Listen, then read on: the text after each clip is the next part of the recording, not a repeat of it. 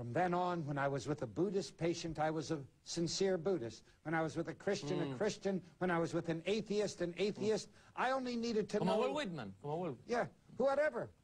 And so I started, much like a doctor collects a kind of pharmacy or a kind of treatment, I collected ideas and things that helped address suffering.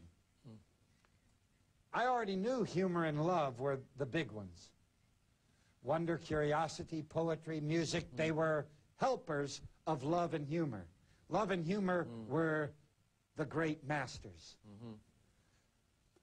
And so I started adding that more and more.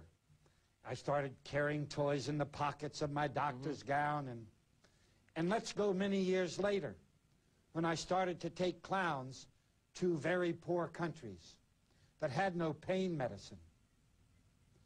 I remember a time, this was holy like last night, only it was all in one instead of a room of 1,300 people.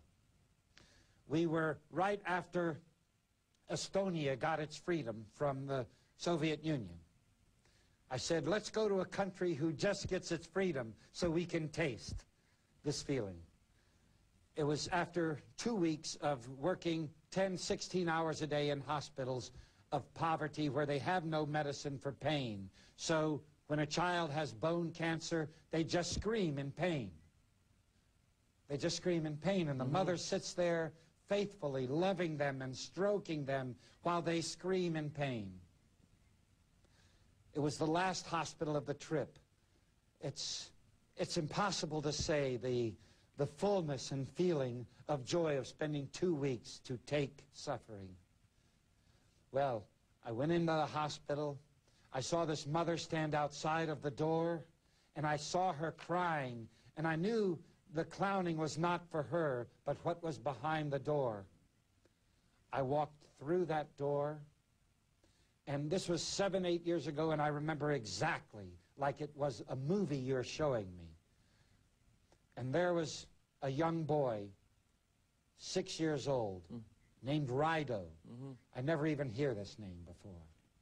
And 3 women around, because most doctors in those countries, poor countries, a lot of them are women because men want to make more money, which is why they go into medicine in America, because they make more money.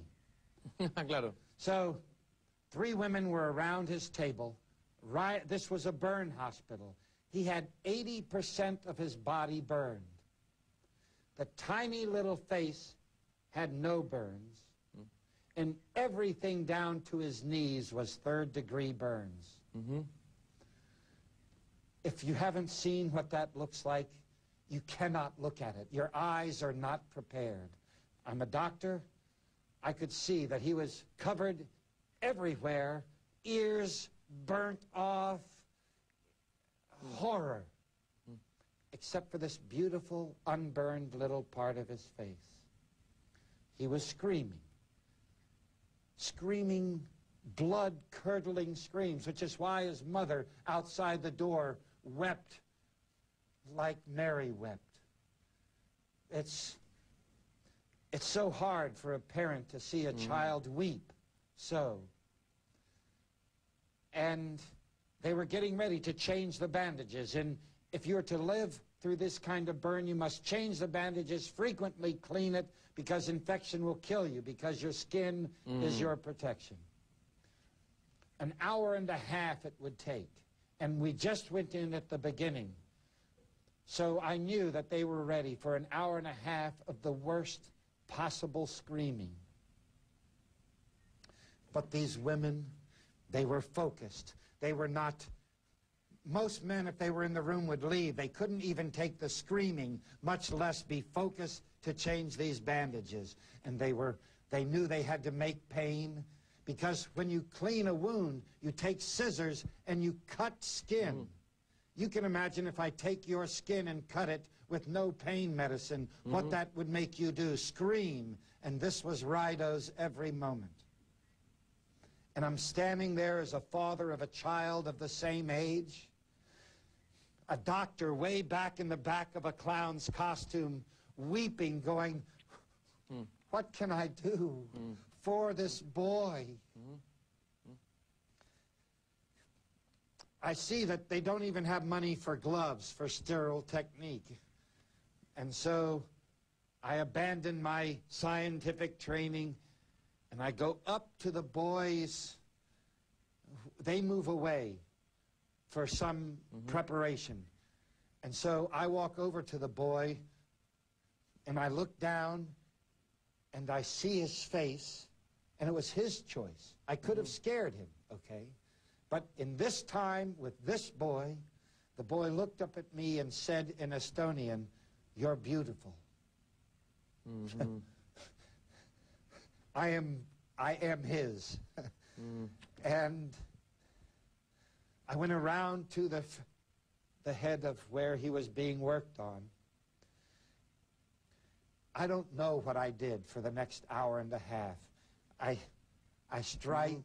stroke his head and I say, "You're beautiful. You're beautiful. Oh, You're going to live. You're beautiful. You're going to live. You are beautiful." He didn't understand what I was saying. You know, I could have been, to him it sounded like, what did I care? You're beautiful. You're going to live. For the next hour and 20 minutes, he did not let out one scream. We were taken to the fat part of the wedge. Can I tell you as a scientist, as a doctor, where we went? I don't have any idea. I can't make it. Love and humor make it. Like it made last night. I didn't make last night. Love took over, as it took over in that moment. Usted fue instrumento del amor. Exactly. Are those examples enough? Bastan. Basta más que cualquier estudio científico.